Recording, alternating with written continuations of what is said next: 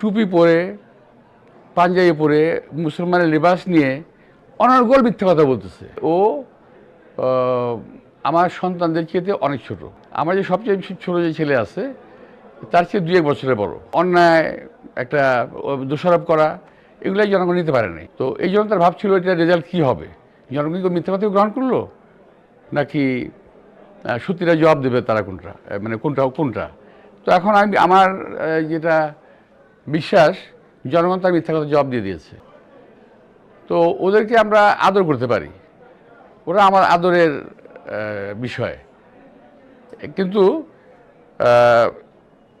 এই ছেলেটাই যখন যন্ত্রণাদায়ক হয়ে ওঠে তখন কি খারাপ লাগে না? সেটি আমার খারাপ লেগেছে যে সে তার বাবার বয়সী কিংবা তার চাচার বয়সী কিংবা তার দাদার বয়সী এমন একজন লোক সম্বন্ধে মিথ্যা কথা বলতেছে,